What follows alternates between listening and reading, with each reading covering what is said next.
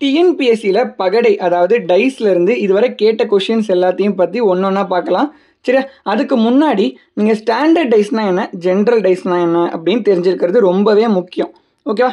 Standard dies அப்படின்னா என்னென்னா opposite side, அதாவது எதிர்பக்கங்களை ஆட் பண்ணால் உங்களுக்கு 7ன்ற நம்பர் கிடைக்கணும். அதே ஜென்ரல் டைஸ்னால் அருகில், அதாவது அட்ஜசன்ட்டில் இருக்கிறது உங்களுக்கு ஆட் பண்ணால் 7ன்னு கிடைக்கணும். சரியா? இப்போது ஸ்டாண்டர்ட் டைஸ் எடுத்துக்கோங்க. இப்போ நான் கையில் வச்சுருக்கேன் பார்த்தீங்களா, இதுதான் ஸ்டாண்டர்ட் டைஸ். இப்போது டாப்பில் 1 இருக்குது, அதுக்கு ஆப்போசிட்டில் என்ன இருக்குதுன்னு நம்ம பார்க்கலாமா? இப்போது 1க்கு கீழே 6 வரணும். பார்த்தீங்களா, 6 இருக்கா? இப்போ இது ரெண்டையும் ஆட் பண்ணால் உங்களுக்கு 7ன்னு கிடைக்கும். ஆப்போசிட் சைஸை ஆட் பண்ணால் 7 வரணும். அதுதான் ஸ்டாண்டர்ட் டைஸ்ன்னு சொல்லியிருந்தேன். அதே மாதிரி மீதி இருக்கிறதுக்கும் பாருங்கள், 4 இருக்குது. கரெக்டாக? 4க்கு ஆப்போசிட்டில் என்ன இருக்குது பாருங்கள், 3 இருக்குது. ரெண்டையும் ஆட் பண்ணால் 7 வருதா? அதே மாதிரி 2 எடுத்துக்கோங்க. 2க்கு கீழே என்ன இருக்குது, 5 இருக்குது. அதே 7 வருது. ஸோ ஆப்போசிட் சைட்ஸ்லாம் 7ன்னு வந்தால் அது ஸ்டாண்டர்ட் டைஸுங்க. ஜென்ரல் டைஸ்னால் பக்கத்தில் வர 2 நம்பரும் ஆட் பண்ணால் 7ன்னு கிடைக்கணும். இப்போ பாருங்கள், 4யும் 3யும் ஆட் பண்ணால் 7 வருதா? அந்த 3 உங்களுக்கு பக்கத்தில் எங்கே வேணால் இருக்கலாம். அந்த 5ன்னு இருக்குல்ல, அங்கே கூட 3 இருக்கலாம். ஆனால் பக்கத்தில் இருக்கிற நம்பர் ஆட் பண்ணால் 7 வரணும். அதுதான் உங்களுக்கு ஜென்ரல் டைஸ். ஓகேவா? அட்ஜசன்ட் சைட்னா பக்கத்தில் இருக்கணும், ஸ்டாண்டர்ட் டைஸ்னா ஆப்போசிட்டில் இருக்கணும். நல்லா ஞாபகம் வச்சுக்கோங்க. சரியா? இப்போது டைஸில் எந்தெந்த மாதிரி டைப்பில் கொஷின் கேட்கலான்னு பார்க்கலாம். இங்கே 2 டைஸ் இருக்குது, பட் 3, 4 டைஸ் கூட கொடுக்கலாம். சரியா? இப்போது இங்கே பாருங்கள், இந்த 2 டைஸ்லையும் டிஃப்ரெண்ட் நம்பர் இருக்குது. 1, 2, 3 இருக்குது, 4, 5, 6 இருக்குது. இந்த மாதிரி டிஃப்ரெண்ட் நம்பர் 2 டைஸ்லையும் இருந்தால் அதையும் நம்ம ஸ்டாண்டர்ட் டைஸ்ன்னு சொல்லுவாங்க. நம்ம காமிச்சேன்ல, ஆப்போசிட்டை ஆட் பண்ணால் நமக்கு 7 கிடைக்கும். அவ்வளோதான். இப்போது கொஷின் என்ன கேட்டிருக்காங்கன்னா, 2க்கு ஆப்போசிட்லன்னு கேட்டிருந்தாங்கன்னா ஆன்சர் என்ன, 5. 2யும் 5யும் ஆட் பண்ணால் தானே உங்களுக்கு 7 வரும். இந்த மாதிரி டைப்புக்கு மட்டும்தான் நீங்கள் ஸ்டாண்டர்ட் டைஸை யூஸ் பண்ணணும். 2 டைஸ்லையும் யூனிக்காக நம்பர் வந்திருந்தா. மீதி இருக்க டைப்லலாம் அப்படி வராது. இப்போ டைப் 2 பாருங்கள். டைப் 2ல் 2 டைஸில் ஏதாச்சும் ஒரு நம்பர் காமனாக இருக்கும். இப்போ 2ன்ற நம்பர் காமனாக இருக்கா? அப்போ என்ன பண்ணுங்கன்னா, ஆப்போசிட் சைடை எப்படி கண்டுபிடிக்கலாம்னா, 2 ஸ்டார்டிங் நம்பராக வச்சுட்டு கிளாக் வைஸ் டைரக்ஷன், கடிகார சுற்றுதல் அந்த டைரக்ஷன் எழுதணும். 2, 6, 4. இங்கே பாருங்கள், 2, 3, 1. அப்போது நல்லா பாருங்கள், 4க்கு ஆப்போசிட்டில் எந்த நம்பர் இருக்குது, 1ன்னு இருக்குது. அதாங்க ஆன்சர். ஓகேவா? கொஷினில் 4 இருந்தால் ஒரு டைஸில் 4 இருக்குங்க கண்டிப்பாக. சரியா? அப்படி இல்லைனா கூட நம்ம இந்த மெத்தடை சால்வ் பண்ணலாம். ஆனால் ஒரே ஒரு நம்பர் தான் காமனாக இருக்கணும். டைப் 3 பாருங்களேன். இந்த டைப்பை பொறுத்தவரை 2 நம்பர் டைஸில் காமனாக இருக்குங்க.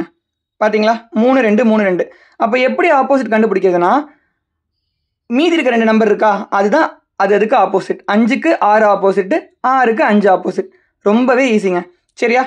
பாருங்கள், ஸ்டாண்டர்ட் டைஸ்னால் யூனிக், புதுசாக நம்பர் இருக்கணும், ஒரே நம்பர் இருக்கக்கூடாது. மீதி 2 டைப்லையும் ஒரு நம்பரோ 2 நம்பரோ காமனாக வந்துடும். கொஸ்டின் நம்பர் 1 பார்க்கலாம்.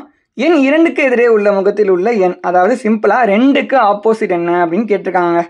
இங்கே பாருங்கள், 5ன்ற நம்பர் 2லேயும் காமனாக இருக்குது. அப்போ என்ன சொல்லியிருந்தோம், டைப் 2 வச்சு நம்ம சால்வ் பண்ணிடலாம். கரெக்டாக? டைப் 2 என்ன சொல்லியிருந்தோம், எந்த ஒரு நம்பர் காமனாக இருக்கோ அதை ஸ்டார்டிங் நம்பராக வச்சுட்டு கிளாக் வைஸ் டைரக்ஷன் எழுதணும். கொடுத்துருக்க கொஸ்டினில் நம்பர் இருந்தால் பாருங்கள், இருந்தால் ஈஸி, இல்லைனாலும் என்ன பண்ணணும்னு ஃபர்தர் சம்ஸில் பார்க்கலாம். இப்போது 5 கிளாக் வைஸ் டைரக்ஷன் எழுதுனா என்ன கிடைக்கும், இங்கே 5, 3, 1ன்னு கிடைக்கும். அடுத்த டைஸில் 5, 2, 4ன்னு கிடைக்கும். இப்போது 2க்கு ஆப்போசிட் என்னங்க இருக்குது, 3 இருக்குது. கரெக்டாக? அவ்வளோதான். 2க்கு ஆப்போசிட் நம்பர் 3. ரொம்பவே சிம்பிளுங்க. நீங்கள் பார்த்து புரிஞ்சுக்கோங்க. இதிலே கொஞ்சம் கன்ஃபியூஸ் பண்ணுற மாதிரி கொடுப்பாங்க. அந்த சம்ஸ்லாமே நான் லிஸ்ட்டாக வச்சுருக்கேன். நம்ம நெக்ஸ்ட் கொஸ்டினுக்கு போகலாம். செகண்ட் கொஸ்டின் பார்க்கலாம். புள்ளிகளில் கொடுத்துருக்காங்க. ஓகேவா? ஒரிஜினல் டைஸ் மாதிரி ஒரு பகடையின் 2 நிலைகள் கீழே படமாக தரப்பட்டுள்ளன. எண் 1 மேலே இருக்கும்போது கீழே உள்ள எண் எது? 1 மேலேனா ஒன்றும் இல்லைங்க, 1க்கு ஆப்போசிட்டில் எந்த நம்பர் வரும் அப்படின்னு கேட்குறாங்க. ரொம்பவே சிம்பிள். 2 டைஸ்லேயும் எந்த நம்பர் காமனாக இருக்குது, 2ன்ற நம்பர் காமனாக இருக்குது, 2 புள்ளி. அப்போ என்ன சொல்லியிருந்தோம், 1ம் ஒரு டைஸில் இருக்குது. அப்போனா நமக்கு ஈஸியாக கிடச்சிரும். இப்போது 2 மொதல் நம்பராக வச்சுக்கிட்டு கிளாக் வைஸ் டைரக்ஷன், கடிகார சுற்றுற டைரக்ஷன் எழுதுங்க. இங்கே என்ன கிடைக்கும், 2, 1, 5. அதே மாதிரி இந்த டைஸில் 2, 6, 3. கரெக்டா? இப்போ பாருங்கள், 1க்கு ஆப்போசிட்டில் எந்த நம்பர் வருது, 6ன்ற நம்பர் வருது. 6 எங்கே இருக்குது ஆப்ஷனில், D. So option D is the correct answer. புரிஞ்சிச்சா? நெக்ஸ்ட் கொஸ்டின் போகலாமா? தேர்ட் கொஸ்டின் பாருங்கள், இது கொஞ்சம் வித்தியாசமாக இருக்கும். பக்கங்களின் 1, 2, 3, 4, 5 மற்றும் 6 எண்களை கொண்ட பகடையில் 2 நிலைகள் கொடுக்கப்பட்டுள்ளன. படத்தில் 3க்கு எதிர்ப்பக்கம் உள்ள எண் எதுன்னு கேட்டிருக்காங்க. டைஸில் 3ன்ற நம்பரே இல்லைங்க. அப்போ என்ன பண்ணணும் அப்படின்னு பார்த்தீங்கன்னா, டைப் 2வே ஃபாலோ பண்ணுங்கள். எப்படி ஆன்சர் கண்டுபிடிக்கிறதுன்னு நான் சொல்கிறேன். இப்போ 5ன்ற நம்பர் 2 டைஸ்லையும் காமனாக இருக்குது, ஆனால் 3ன்றது இல்லை.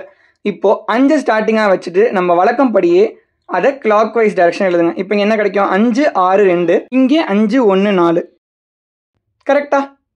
இப்போது 6க்கு 1 ஆப்போசிட், 2க்கு 4 ஆப்போசிட்டுங்க. ஆமாம் தானே? இப்போது நமக்கு 3க்கு ஆப்போசிட் வேணும். சரியா? இங்கே 5ம் 5ம் ஆப்போசிட்டில் இருக்குது. அப்படி இருக்க முடியாது. கரெக்டா? இப்போ உங்களுக்கே ஓரளவு புரிஞ்சிருக்கும். இப்போ 3க்கு ஆப்போசிட்னா நல்லா பாருங்கள், 1, 2, 4, 6 3க்கு ஆப்போசிட்டில் வராது கண்டிப்பாக. இப்போ மீதி இருக்க நம்பர் என்னங்க? 5. சரியா? 5 தான் இதுக்கான answer. Option C is the correct answer.